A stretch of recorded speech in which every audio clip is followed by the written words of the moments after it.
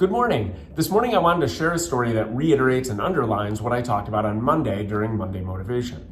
On Monday I had talked about impact, and creating an impact is really going beyond enough. Enough is no longer enough to create an impact, to be memorable. And I talked about how it's really what you do after you've done enough that is an investment in your future. It's what you do after you've done what you've been paid for that makes the difference. So I had a friend that was refinancing, and it's important to note he did not work with proper rate and he did not work with proper title, and that is a separate discussion that I've had with him. He was working with a lender for the refinance, and the refinance went very smoothly. My friend was really happy with what the lender provided, the service, how smooth it went, it closed.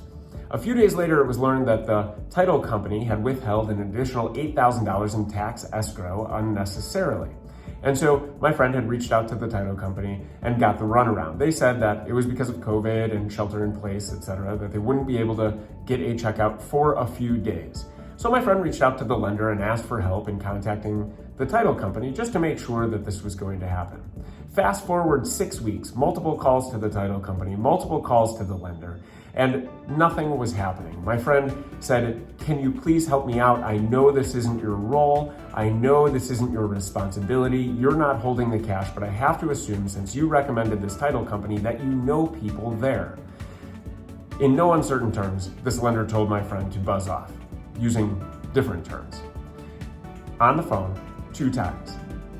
Now, what is interesting is 2 hours later, my friend had his $8,000 check waiting for him at the title company. So the moral of the story is this: my friend who would have recommended the lender based on the experience during the refinance, which was smooth and which was great, clearly no longer will. When my friend asked for support, asked for help in recovering the $8,000 from the title company, he was effectively told to buzz off. So think about your impact that you're creating. Think about how you are going to be memorable in a positive way. What are you going to do after you've done enough?